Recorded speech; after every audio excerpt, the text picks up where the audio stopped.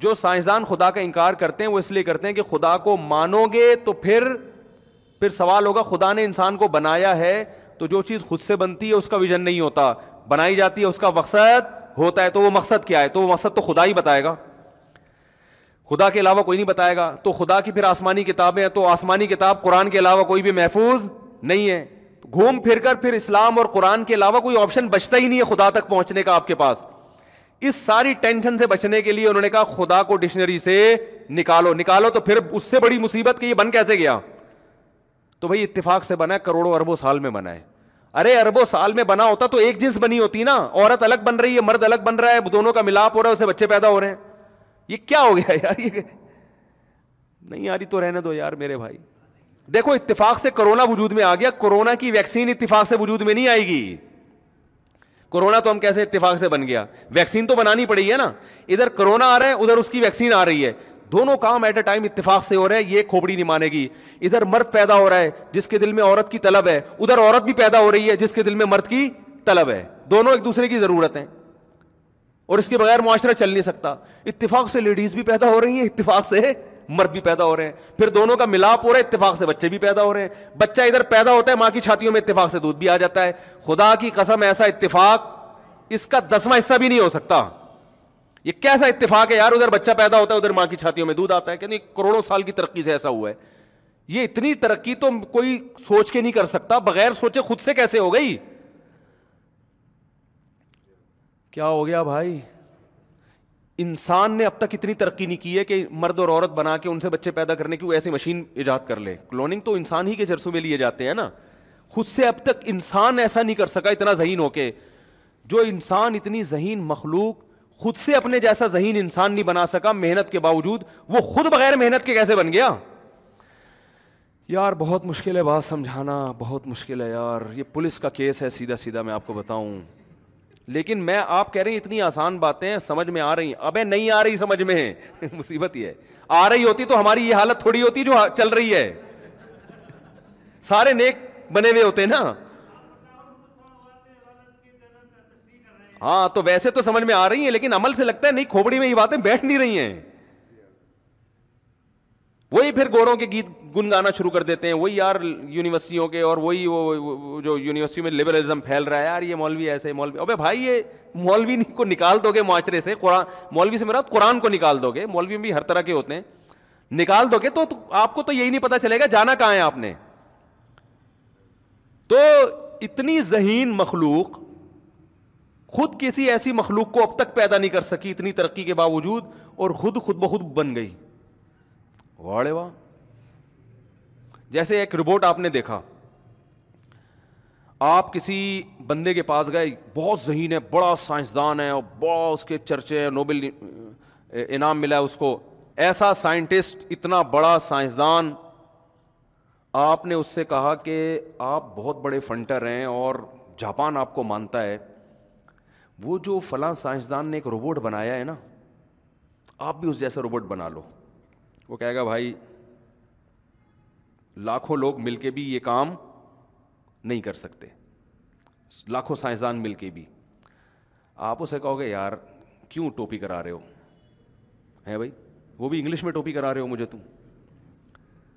آپ اتنے بڑے سائنٹسٹ ہو, آپ سے جو چھوٹے درجے کا ہے اس نے روبوٹ بنا لیا, تو آپ کیوں نہیں بنا سکتے؟ آپ تو اس فیلڈ کے اس سے بھی بڑے ماسٹر ہو. کہے گا نہیں کسی نے نہیں بنایا, وہ تو خود سے بنا ہے. وہ جو روبوٹ ہے نا جس کے بارے میں آپ کہہ رہے ہو کہ فلاں نے بنایا ہے, وہ کروڑوں سال میں لوہے کے وہ پگھل کے یوں ہوا, پھر ایک کیل بنی, پھر ایک کیل سے جناب وہ کچھ پلیٹیں بن گئی, پھر پلیٹیں آپس میں جڑ گئی, ہوتے ہوتے وہ بن گیا. اربوں خربوں سائنسدانوں کے پاس سالوں کی کمی نہیں ہوتی. آپ کہو گے 1 کروڑ سال میں کیسے ہو سکتا ہے؟ وہ کہتے ہیں 1 کھرب لگا لو, 1 کھرب میں ہوا ہے. اب کہتے ہیں یار 1 کھرب میں بھی 2 اینٹیں آپس میں نہیں جڑتی اس طرح سے. وہ کہے گا چلو 56 کھرب سال لگا لو. تو پیچھے جھانک کے کون دیکھ رہا ہے کہ وہی کہ ہوا کیا ہے. تو اربوں خربوں تو ایسے ہی مارکیٹ میں چل رہے ہوتے ہیں. تو آپ نے کیا کہا, وہ جب یہ دلیل دے گا کہ اپنی جھیپ مٹانے کے لیے کہ میں تو نہیں بنا سکتا, تو اگلا کہے گا کہ یار آپ سے کم درجے کا سائنسدان نے تو بنا لیا وہ, اور آپ تو اتنے انعام یافتہ ہو, آپ نہیں بنا رہے. وہ کہے وہ جھوٹ بول رہا ہے. وہ اس نے نہیں بنایا, وہ کروڑوں اربوں سال میں خود بنائے. تو یہ ایسا ہی ہے جیسے ایک جھوٹ چھپانے کے لیے 100 جھوٹ بولنے پڑتے ہیں. آپ اسے یہ دلیل دو گے کہ آپ جیسے ذہین فتین لوگوں سے تو اب تک نہیں بن رہا, اور وہ خود بخود بن گیا.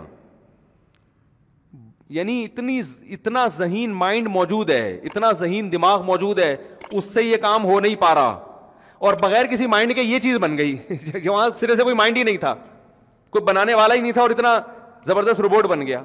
انسان روبوٹ سے زیادہ پیچیدہ مشین ہے, کروڑہ گنا زیادہ. روبوٹ کی آنکھیں ہوتی ہے, دیکھتا نہیں ہے. روبوٹ کے کان ہے جس سے خود سے سنتا نہیں ہے. روبوٹ کے دانت ہے جس سے وہ خود سے نہیں ہنستا ہے, ٹھیک ہے نا, وہ ہنسنے کی شکل بنا سکتا ہے, اندر سے نہیں ہنستا. انسان ایسی مخلوق اللہ نے بنائی ہے جو فجعلناہ سمیعا بصیرا. اللہ فرماتے ہیں ماں کے پیٹ میں 9 مہینے کے لیے ایک پانی جاتا ہے, 9 مہینے میں انا خلقنا الانسان من نطفۃ امشاج, پانی تھا پانی, اور 9 مہینے بعد فجعلناہ سمیعا بصیرا, سنتا اور دیکھتا بنا دیا ہم نے اس کو. ایسے سافٹ ویئر ماں کے پیٹ میں آٹومیٹیکلی انسٹال ہو گئے ہو کروڑوں سال کی خود بخود. او بھائی نہیں ہوتا ایسے, یہ پاگل پنے والی باتیں ہیں. اس پہ کتنے ہی سائنسدانوں کے حوالے پہ لوگ لبرل لوگ نا پیش کر رہے ہوتے ہیں, وہ ڈاروین نے صفحہ نمبر کتاب کے فلاں یہ لکھا ہے اور اس پہ یہ دلیل پیش کی ہے. بھائی جان یہ دلیلیں ساری بکریوں کو کھلا دو, جس کے دماغ میں تھوڑی سی بھی کھوپڑی ہوگی وہ ان دلائل سے متاثر نہیں ہوگا, وہ کہے گا پاگلوں والی باتیں ہیں.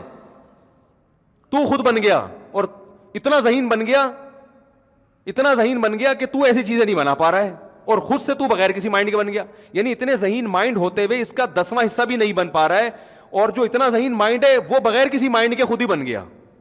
تو اس پہ سائنسدان مائنڈ کرتے ہیں, پھر ایسی باتوں پہ وہ کیا کرتے ہیں, مائنڈ کرتے ہیں. تو وہ لوگ کہتے ہیں آپ سائنسدانوں کی توہین کر رہے ہیں, آپ خدا کی توہین کر رہے ہو. جو اس کے وجود کی سب سے بڑی دلیل تھی آپ نے اسی کا انکار کر دیا. تو یاد رکھو سائنس کے ہم منکر نہیں ہیں, سائنس کی ایک ریسرچ ہوتی ہے, ایک تھیوریز ہوتی ہیں, ریسرچ کو ہم مانتے ہیں. تھیوریز اگر وہ قرآن و سنت کے خلاف ہوں گی وہ ہم نہیں مانیں گے, کیونکہ اللہ کی بات پہلے ہے. دیکھو یہ تو ڈاروین یا اس ٹائپ کی بہت سی چیزیں سائنسدانوں کے نظریات ہوتے ہیں, وہ ریسرچ سے ثابت نہیں ہوتے. کوئی سائنسدان یہ دعویٰ نہیں کرتا کہ انسان کا خود سے وجود میں آنا یہ باقاعدہ تحقیق سے ثابت ہو گیا ہے. کوئی سائنٹسٹ یہ دعویٰ نہیں کہتے اگر خدا کو نہ مانا جائے تو پھر ممکن ہے ایسے ہو گیا ہو. لیکن ہمارے ہاں جو لبرل لوگ ہیں نا وہ کہہ رہے ہیں سائنس نے یہ ثابت کر دی ہے کہ ایسے ہی ہوا ہے. یہ سائنس یہ ثابت کر ہی نہیں سکتی ہے. ایک ہوتی ہے سائنس, ایک ہوتی ہے سائنسدان. دونوں میں کیا ہوتا ہے, یہ بہت ٹیکنیکل فرق ہے, اس کو سمجھو. ایک ہوتی ہے میڈیکل سائنس, ایک ہوتا ہے ڈاکٹر. آپ ڈاکٹر سے پوچھو اس بیماری کا کیا علاج ہے, وہ بتا دے گا کہ یہ علاج ہے. لیکن ممکن ہے میڈیکل سائنس یہ نہیں کہتی. میڈیکل سائنس جو کہے گی نا وہ اوتھینٹک ہوگا.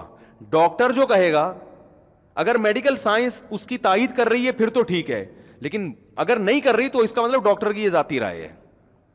نہیں آ رہی بات سمجھ میں؟ بھائی ڈاکٹر صاحب بھی پھینکو دنیا میں ہوتے ہیں نا, بڑے بڑے پھینکو ڈاکٹر پڑے ہوئے یار. تبھی آپ ڈاکٹر سے پوچھتے ہیں ڈاکٹر صاحب میڈیکل سائنس بھی یہ کہتی ہے یا آپ کا اپنا خیال ہے؟ وہ کہے گا بھائی میرا اپنا تجربہ ہے, اپنا خیال ہے. تو ٹھیک ہے, صحیح بھی ہو سکتا ہے اور غلط بھی. میڈیکل سائنس اگر کہے گی وہ پروف کے بعد ہوگا. میڈیکل سائنس کا حصہ وہ جب بنے گی جب وہ ڈاکٹر اس کو تجربوں کے مراحل سے گزار چکے ہیں. مثال کے طور پر کرونا ہی کی مثال لے لو, یہ پلا دو, یہ والا قہوہ پلا دو, یہ پلا دو. تجربے ہیں بھائی, صحیح بھی ہو سکتے ہیں غلط بھی. بعض لوگ قہوہ پی کے مر گئے لیکن صحیح بھی ہو گئے. لیکن میڈیکل سائنس جو کہے گی وہ ویکسین ہے, جو پروو ہوگا کہ بھائی یہ اگر لگائی جائے نا کسی کے تو 95% چانس ہے کہ اب اس کو کرونا نہیں ہوگا. اس کو آپ چیلنج نہیں کر سکتے, وہ پروف وہ ثابت ہو چکا ہوگا. ہوا ہے نہیں ہوا مجھے نہیں پتا, لیکن ایک مثال دے رہا ہوں میڈیکل سائنس کا فرق اور ڈاکٹر کا فرق سمجھانے کے لیے. تو یاد رکھو ایک بات سائنس کہتی ہے, ایک بات سائنسدان. سائنس یہ نہیں کہتی کہ انسان خود سے وجود میں آیا ہے, یہ دماغ یہ سائنسدان خود مانتے ہیں کہ سائنس نہیں کہتی. بہت سے سائنسدان یہ کہتے ہیں کہ وجود میں آیا ہے, ان کی اپنی رائے ہے, کیونکہ خدا کا انکار کرنا ہے تو فرض کرنا ہے کہ کیسے آیا, اس کے لیے انہوں نے یہ ایک فلسفہ گڑھا ہے. تو سائنس یہ ثابت نہیں کرتی, اور ہماری یونیورسٹی کے طلبہ میں اتنا شعور نہیں ہے کہ وہ سائنس اور سائنسدان میں فرق نہیں کر پاتے. سمجھتے ہو گے نہیں سمجھتے ہو؟ تو یہاں بھی یہ بات خوب یاد رکھو کہ آپ کے پاس خدا کو مانے بغیر کوئی چارہ نہیں ہے. خدا کو مانو گے تو پھر یہ کیسے ممکن ہے, بیکار پیدا کر دیا بھائی. یہ کیسے ممکن ہے؟ ایسے ہی پیدا کر دیا گورے کو نائٹ کلب میں ناچنے کے لیے, آپ کو لڑکیوں سے دوستی لگانے کے لیے, اس کو جوا کھیلنے کے لیے, اور لائف کو انجوائے کرنے کے لیے پیدا کیا ہے. اللہ فرماتے ہیں ذالک ظن الذین کفروا, یہ میرے بارے میں ان لوگوں کا خیال ہے جو مجھے نہیں مانتے. ایسا نہیں ممکن ہے. تو آپ کے پاس کوئی آپشن نہیں ہے. پھر اللہ اپنا پیغام قرآن کے علاوہ کہیں بھی نہیں دیتا ہے, تو ہمیں بتاؤ کہاں ہے, ہم اس کو پرکھتے ہیں. تو قرآن کے پیرالل کوئی کتاب ہی نہیں چھوڑی اللہ نے, ایک قرآن ہی کا دعویٰ ہے, اور وہ اس دعوے میں سچا بھی اترتا ہے. اگر وہ آپ اس کو نکال دو گے تو پھر اللہ اور بندوں کا کوئی لنک ہے ہی نہیں. یہ بھی ایک بہت بڑا سوال ہے. اتنی ذہین مخلوق پیدا کر دی مگر اللہ نے رابطہ نہیں رکھا اس سے, ہے بھائی؟ اللہ کا اس سے کوئی رابطہ سرے سے ہے ہی نہیں. تو اللہ کا رابطہ ہوا انسانوں سے تورات کے ذریعے, انجیل کے ذریعے, لیکن وہ تحریف ہو گئی ان میں, کیونکہ اللہ چاہتے تھے آخری کتاب میری ایک ہی کتاب ہو, تو اسی کو اللہ نے محفوظ رکھا ہے. تو اب آپ کے پاس اللہ تک پہنچنے کے لیے قرآن کے علاوہ کوئی آپشن نہیں ہے. اور جب قرآن کے علاوہ کوئی آپشن نہیں ہے تو قرآن ہی آپ کو بتا سکتا ہے کہ آپ کو کیوں بنایا گیا, آپ کا دنیا میں آنے کا اصل مقصد کیا ہے, یہ مسافر خانہ ہے, اس کی منزل کیا ہے آپ کی. قرآن کے علاوہ آپ کو کوئی گائیڈ نہیں کر سکتا. اور جب قرآن وہ منزل بتائے گا تو آپ نے اپنے لائف کا جو شیڈول بنانا ہے کہ سفر کیسے کرنا ہے, کیا کھانا ہے, کتنے پراٹھے کھانے ہیں, کتنے کہاں کہاں ناغا کرنا ہے, کب کھانا ہے کب نہیں کھانا, کیا کھانا ہے کیا نہیں کھانا, کتے بلی کھا سکتا ہوں کہ نہیں کھا سکتا. گورا یہ دیکھتا ہے پروٹین ہے کہ نہیں ہے, کیونکہ اس نے سفر کو مقصود بنا لیا. تو وہ کہتے ہیں کوئی بھی چیز جس میں پروٹین ہے کھا سکتے ہو اگر آپ کو گھن نہیں آ رہی. چائنا والے کہتے ہیں گھن ون کیا ہوتا ہے, یہ گھن ون بھی خود نکال لیا, 2-3 دفعہ کھاؤ گھنانا ختم ہو جائے گی. تو انہوں نے, انگریز کم از کم اہل کتاب ہیں تو کتے بلی نہیں کھاتے. چائنا والوں نے کہا تم بے وقوف ہو یار, جب حلال و حرام کا کانسیپٹ ہی نہیں ہے تو پھر کتے بھی کھاؤ, کیا خیال ہے. تو وہ انگریزوں کا مذاق اڑاتے ہیں چائنا والے. ہم انگریزوں کا مذاق اڑاتے ہیں, یہ سور بھی کھا لیتے ہیں, مردار بھی کھا لیتے ہیں, وہ چی کتنے گندے ہیں. تو انگریز چائنا والوں کا مذاق اڑاتا ہے, تم کتے بلی بھی کھا جاتے ہو. لیکن چائنا والے ہم دونوں کا مذاق اڑاتے ہیں کہ یار جب مقصد خوراک ہے تو اگر کتے میں پروٹین ہے تو گائے کو کاٹنا اور کتے کا کاٹنا کیا ہے, برابر ہے. گائے کو کاٹ کے کھا جاؤ یا کتے کو کاٹ, نہ تو گائے کے کوئی جرائم ہے جن کی وجہ سے گائے کو کاٹ کے کھایا جاتا ہے, نہ کتے کا کوئی جرم ہے. تو یہ تو انسانی خوراک ہے, تو پھر کتے اور گائے میں کوئی فرق بولو نا نہیں ہے. ایک صاحب نے مجھ سے پوچھا نا حاملہ گائے کی قربانی, میں نے کہا جائز ہے. اس نے کہا اس معصوم گائے کے بچے کا کیا قصور ہے. میں نے کہا اس کی ماں نے کون سے کوئی بھاگ کے شادی کی ہے جو اس کو کاٹ کے کھا رہے ہو, یہ بھی تو بے گناہ ہے. تو جس گائے کو کاٹنا جائز ہے اس کے بچے کو بھی کاٹ کے کھا سکتے ہو آپ. وہ معصوم تو دونوں ہی معصوم ہے بھائی, سمجھ میں آ رہی ہے بات. وہ لوگ کہتے نہیں معصوم بچہ ہے, ہائے ہائے بیچارہ. ہاں یہ نہ کرو کہ گائے کا بچہ کاٹ لو اور پھر گائے کو نہ کاٹو, یہ پھر گائے کو تکلیف ہوتی ہے. تو معصوم جانور کو بلا وجہ ایسی تکلیف دینا جس میں اذیت بہت ہو اور آپ کا فائدہ بہت کم ہے, آپ کو تھوڑا سا گوشت مل جائے گا لیکن اس بیچاری بھینس کی, تبھی علماء نے منع کیا, اس کو ناجائز قرار دیا ہے کہ جس گائے یا بھینس کا چھوٹا بچہ ہو نا, تو علماء نے اس کی اجازت نہیں دی ہے کہ آپ اس کے بچے کو ماں سے جدا کر دیں, بیچنے میں بھی, کیونکہ بہت زیادہ تکلیف ہوتی ہے جانور کو اس میں, اور اس میں آپ کا کوئی بڑا فائدہ بھی نہیں ہے. تو اس لیے دونوں کو کاٹو یا دونوں کو چھوڑ دو. سمجھ رہے ہیں کہ نہیں سمجھ رہے ہیں؟ خیر, تو چائنا والے ان کا مذاق اڑا رہے ہیں, ان کا مذاق اڑا رہے ہیں. قرآن فیصلہ کرے گا بھائی. اچھا ہندو تینوں کا مذاق اڑاتے ہیں. ہندو کہتے ہیں اس جانور نے کچھ ظلم کیا نہیں ہے تو کاٹ کے کیوں کھا رہے ہو, جتنا تمہیں زندہ رہنے کا حق ہے انہیں بھی اتنا زندہ رہنے کا حق ہے, لہٰذا سبزیاں کھاؤ. وہ یہی کہتے ہیں ویجیٹیرین بنو, ان کی اپنی دلیل ہے. قرآن فیصلہ کرتا ہے. قرآن کہتے ہیں نہ تو ساری چیزیں کھانے کی ہیں, کتے بلی بھی کھا جاؤ, صرف پروٹین ہی دنیا میں نہیں ہوتے. یہ دیکھو کھانے کی, انسانوں کے کھانے کی چیز بھی ہے کہ نہیں ہے, حلال چیزیں پاکیزہ. جن جانوروں کا گوشت پاک ہے وہ تو اللہ ہی جانتا ہے نا پاکیزہ جانور کون سے ہوتے ہیں. اور اتنے نیک بننے کی بھی ضرورت نہیں ہے کہ جانور کھانا ہی نہیں ہے. یہ تو تمہارے لیے اللہ نے پیدا کیے ہیں, یہ تو مسخر کیا اللہ نے تمہارے لیے. تو خیر یہ الگ ٹاپک ہے. تو خلاصہ جلدی سے ختم کرتا ہوں میں کہ اللہ نے قرآن میں بتایا کہ روشنی صرف اور صرف کہاں سے ملے گی, یہاں سے ملے گی.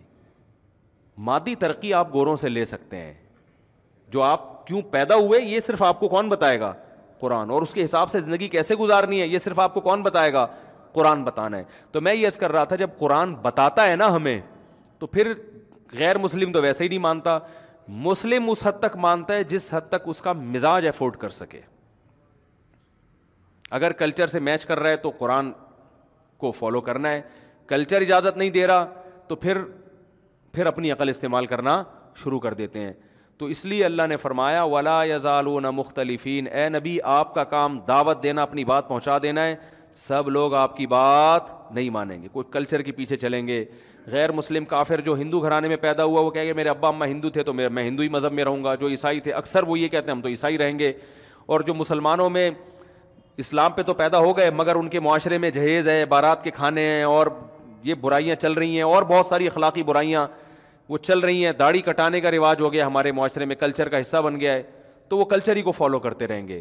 تو اللہ نے فرمایا آپ اس کی پرواہ نہ کریں. وَلِذَٰلِكَ خَلَقَهُمْ، اللہ نے اسی لیے پیدا کیا ہے. آزمائش اسی میں ہے. سارے آ جائیں گے پھر تو آزمائش نہیں ہے نا. امتحان میں سارے تھوڑی پاس ہوتے ہیں. اگر سارے پاس ہو جائیں اس کی علامت ہے پرچہ ہی تھکا ہوا تھا. وہ پرچہ کیا تھا؟ بیکار بنایا ہے. وہ ایسا پرچہ ہے بس وہ آپ کی تفریح بھی ہو جائے گی. جیسے گورنمنٹ اسکولوں میں جو پرچے بنتے ہیں نا، پرچہ بنا، پہلا سوال یہ تھا بچوں بتاؤ محمود غزنوی نے ہندوستان پر کتنے حملے کیے؟ پہلا سوال. دوسرا سوال محمود غزنوی نے ہندوستان پر 17 کیا کیے؟ پہلا سوال ہے محمود غزنوی نے ہندوستان پر کتنے حملے کیے. دوسرا سوال ہے محمود غزنوی نے ہندوستان پر 17 کیا کیے. تیسرا سوال ہے محمود غزنوی نے کس ملک پہ 17 حملے کیے. چوتھا سوال ہے کس نے ہندوستان پہ 17 حملے کیے. اب اس پرچے میں کوئی فیل ہوگا؟ اور 4 سوال میں سے ایک لازمی ہے ٹھیک ہے، باقی سارے کیا ہے؟ کوئی فیل ہوگا؟ سارے پاس ہو جائیں گے. تو یہ اس کی علامت ہے پرچہ بنانے والے نے سوچ سمجھ کے نہیں بنا. یا تو کرپشن کی ہے اس نے، وہ چاہ رہا تھا میں نے پڑھایا بڑھایا تو ہے نہیں سبھی کو پاس کرنا ہے تو یہ بنا دو، تو پرچے میں ہی دھاندلی کی ہے اس نے، بنایا ہی نہیں ڈھنگ کا. اور اگر سارے فیل ہو جائیں تو یہ اس کی علامت ہوگی کہ پرچہ بنانے والا بڑا ظالم ہے. اتنا مشکل بنا دیا کہ وہ لوگوں کی، یعنی جو اسٹوڈنٹس کا جو ایک لیول ایک ایوریج ہے اس سے اوپر کی چیز بنا دی اس نے. یہ ایک بہت ذہین آدمی بھی وہاں تک نہیں پہنچ پا رہا. تو پرچہ ہمیشہ بیلنس بنتا ہے کہ کچھ اس میں A1 گریڈ سے پاس ہوتے ہیں، کچھ A گریڈ سے ہوتے ہیں، کچھ B گریڈ سے، کچھ C گریڈ سے، کچھ ترقی پاس ہوتے ہیں وہ دھکا دے کے سفارش سے ان کو، کچھ اس قابل ہوتے ہیں کہ ہوتے تو فیل ہیں لیکن کیونکہ کچھ بڑے لوگوں کے بیٹے ہوتے ہیں تو چل دھکا دے کے ان کو بھی 2-4 نمبر جو ایگزامینر ہے وہ اپنی جیب سے بھی ڈال دیتا. کچھ ایسے ہوتے ہیں جو بالکل زیرو، ان کو پاس کرنا ممکن ہی نہیں ہوتا. تو اللہ نے بھی ایسا پرچہ بنایا ہے، اسلام کے احکام ایسے دیے ہیں کہ اس میں بھی کچھ لوگ پاس ہوں گے کچھ فیل ہوں گے. کچھ پاس ہوں گے تو بالکل والسابقون السابقون میں پہنچ جائیں گے، وہ A1 گریڈ سے پاس ہوں گے. کچھ ہوں گے بس پاس ہو جائیں گے، جہنم میں نہیں جائیں گے، وہ بہت اونچا طبقہ بھی نہیں ملے گا ان کو. کچھ ایسے ہوں گے تھی تو جہنم لیکن سفارش کام آئے گی اللہ کی رحمت سے. اللہ کہیں گے جانا تو تم نے جہنم میں تھا لیکن چلو کہاں چلے جاؤ، پاس کر دیا میں نے، کچھ نمبر اپنی طرف سے ڈال دیے. کچھ ایسے ہوں گے کہ پرچے میں کچھ لکھ کے ہی نہیں آئے ہوں گے. ہم جب چھوٹے بچے تھے تو ایک وہ لطیفہ بڑا مشہور ہوا تھا کہ اس میں ایک سائنس کا سوال آیا تھا کہ آپ ثابت کریں کہ دنیا گول ہے، ثابت کریں کہ دنیا گول ہے. سائنس کا سوال تھا تو طالب کو پتہ تو تھا نہیں کہ کیسے ثابت کروں میں. ثابت تو بہت طریقوں سے ہوتا ہے نا کہ بھائی دیکھو سورج گھوم کے دوبارہ وہیں آ جاتا ہے یہ، لیکن اس کو آتا نہیں تھا. اس نے کہا کہ جب کسی کے پاس دلیل نہیں ہوتی نا تو بات کو گھماتا بہت ہے، وہ حقیقت ہے. تو اس نے بات گھمائی، اس نے کہا چشمہ لگا کے دیکھو دنیا گول ہے، بغیر چشمے کے دیکھو دنیا گول ہے، سائڈوں سے دیکھو دنیا گول ہے، لیفٹ سائڈ سے دیکھو دنیا گول ہے، چھت پہ چڑھ کے دیکھو دنیا گول ہے، کھائی میں جا کے دیکھو دنیا گول ہے، خواب میں دیکھو دنیا گول ہے، جاگتی حالت میں دیکھو دنیا گول ہے. ہر طرف سے اپنے استاذ کو لکھا ہر طرف سے دنیا گول ہی گول ہے. تو اس نے پھر نمبر دیا، اس نے کہا غور سے دیکھو نمبر گول ہے. چشمہ لگا کے دیکھو تو بھی نمبر گول ہے، بغیر چشمے کے دیکھو تو بھی نمبر 0 نمبر ہے. ٹھیک ہے. تو ایسے لوگ بھی ہوتے ہیں جو بالکل آخرت میں کیا ہوں گے؟ فیل ہوں گے. وزن ہوگا نا کہ کس نے، یہ بھی اللہ کی رحمت ہے کہ 100% پہ نجات نہیں رکھی کہ 100% نمبر، تھوڑی بہت اللہ بھی چلائے گا کہ چل تھوڑی بہت تجھ سے کوتاہیاں ہوئی ہیں، اس دن تو کسی گھنٹی بجا کے بھاگا تھا، معافی نہیں مانگی تھی تو نے، ٹھیک ہے نا، پھر ایک نیکی کر لی تھی، اس نیکی نے اس کو کور کر لیا. اور کیا ہے قرآن کہتا ہے نا کہ ان الحسنات یذہبن السیئات، بعض نیکیاں بعض گناہوں کو کھا جاتی ہیں. کچھ گناہ آپ نے کیے لیکن کچھ ایسے ہی خاندانی قسم کی نیکیاں کر لیں کہ وہ نیکیاں گناہوں کو کھا گئیں. وہ جیسے آپ نے ابا کے ساتھ بے ادبی کر لی، توہین کر لی، لیکن بڑھاپے میں خدمت ان کی اتنی کر لی کہ وہ خدمت اس توہین کو کیا کر لے گی؟ کھا کے ختم کر لے گی. تو بہت ساری چیزیں ایسے پلس مائنس ہوگا قیامت کے دن. تو یہ ہدایت اللہ کے سوا کسی کے پاس نہیں ہے. اور اللہ نے ان آیتوں میں نے سوچا تھا کہ جو آیت سامنے آئے گی اس پہ درس دوں گا, تو وہ لمبا ہی درس ہو گیا اس پہ. تو اللہ نے قرآن میں فرما دیا کہ اے نبی آپ تسلی رکھیں, سارے سیدھے راستے پہ نہیں چلیں گے. یہ اس کی علامت نہیں ہے کہ آپ کی دعوت کمزور ہے, یہ انسانوں کی نیچر ہے. دعوت آپ کی دلیل کے لحاظ سے بھی کمزور نہیں, آپ اپنا فریضہ بھی ادا کر رہے ہیں, تو یہ ہوگا اور اسی طرح حساب کتاب آخرت تک چلتا رہے گا. تو اس میں نبی کو بھی تسلی, اور جو بھی حق کے راستے پر ہو, چاہے وہ دنیا کا معاملہ ہو آخرت کا معاملہ, اس کو بھی تسلی ہے. کہ آپ دیکھو نا, 4 آدمیوں کی محفل ہو, آپ کوئی صحیح بات شروع کر دیں, ایک نہ ایک کو کچھ نہ کچھ مسئلہ ہوتا ہے اس کے ساتھ, وہ الٹا ہی چل رہا ہوتا ہے, دلائل کے انبار بھی لگا دیں. تو جب میں نے تو خود تجربہ کیا ہے, چاہے دنیا کا معاملہ ہو چاہے آخرت کا معاملہ ہو, دنیا کے معاملے میں بھی ایسے ہی. گھر میں دیکھ لو نا, آپ کوئی بنائیں کوئی حساب کتاب, بھائی اب ایسے ہوگا, اتنے بجے اٹھیں گے, اتنے بجے سوئیں گے, اتنے بجے قیلولہ ہوگا, گھر میں بھی کوئی نہ کوئی اٹھ کھڑا ہوگا, نہیں یہ نہیں ہوگا, وہ دلائل سے. تو ہر جگہ بحث ہی ہو رہی ہے, ہر جگہ بحث بحث بحث. تو اس سے اہل حق مایوس ہونے لگتے ہیں, یار کوئی بات سمجھتا ہے نہیں, پولیس بلواؤ تو بھی نہیں سمجھتا بات.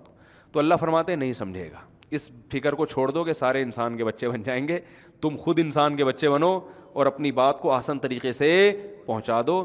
جس کو ہدایت مقدر میں ہوگی مل جائے گی, نہیں ملنی ہوگی نہیں ملے گی. تو مایوس نہیں ہونا چاہیے, کام میں لگے رہنا چاہیے. اللہ تعالی ہم سب کو سمجھنے کی, عمل کی توفیق عطا فرمائے. وما علینا